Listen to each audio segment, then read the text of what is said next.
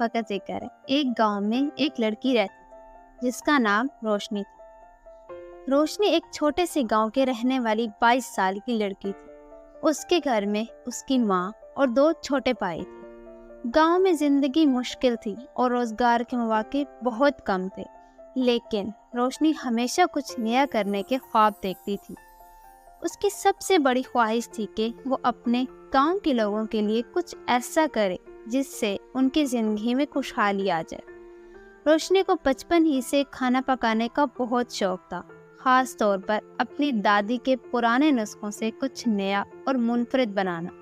ایک دن وہ بازار سے گزرتے ہوئے ایک نئے طرز کی سوغات کے بارے میں سنتی ہے جسے چپکے کہا جاتا ہے۔ یہ ایک قسم کے چپس تھے جنہیں مقامی مسالوں سے تیار کیا جاتا تھا۔ روشنی کو یہ سن کر ایک اچھا خیال آیا، کیوں نہ کچھ ایسا منفرد بنایا جائے جو لوگوں کو بہت پسند آئے اور سستا بھی ہو۔ ایک رات وہ باورچی خانے میں اپنی دادی کے پرانے نسخے دیکھ رہی تھی۔ اچانک اسے خیال آیا کہ چپکے جیسی روٹی بنائی جائے۔ اس نے فوراً آٹا گوندا اور چپکوں کو توڑ کر آٹے میں شامل کر دیا۔ اس نے اس مکسچر سے روٹیاں بنائی اور کچھ مسالے ڈال کر چٹنی بھی تیار کر لی۔ اگلی صبح اس نے اپنے گھر والوں کو وہ نئی ڈش کھلائی۔ اس کے بھائی بہت حیران ہوئے۔ واہ باجی، یہ تو بہت مزیدار ہے، یہ کیا بنایا ہے؟ یہ ہے چپکے کی روٹی، روشنی نے ہنستے ہوئے جواب دیا۔ چپکے روٹی اتنی سب کو پسند آئی اور بھائیوں نے مشورہ دیا کہ کیوں نہ اسے بازار میں بیچا جائے۔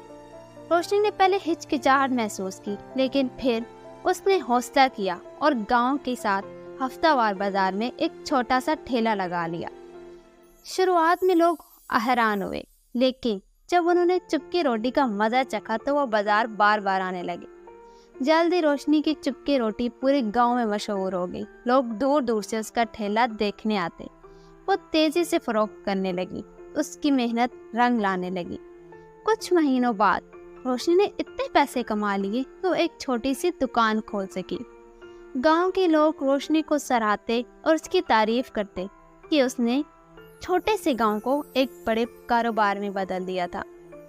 چپکی روٹی نہ صرف گاؤں میں بلکہ قریبی شہروں میں بھی بہت مشہور ہو گئی تھی۔ روشنی کی دکان اب ایک کامیاب کاروبار بن چکی تھی۔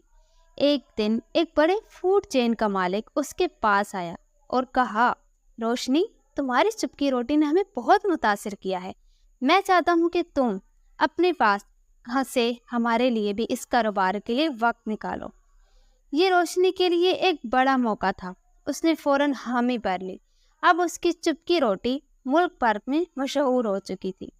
روشنی اپنے گاؤں کی ایک عام لڑکی تھی اور ایک کاروبار شخصیت بن چکی تھی۔ روشنی کی کہانی اس بات کی علامت بن کے خواب اگر بڑے ہوں اور حوصلہ بلند ہو تو کامیابی کے دروازے خود بخود ہی کھلنے لگتے ہیں۔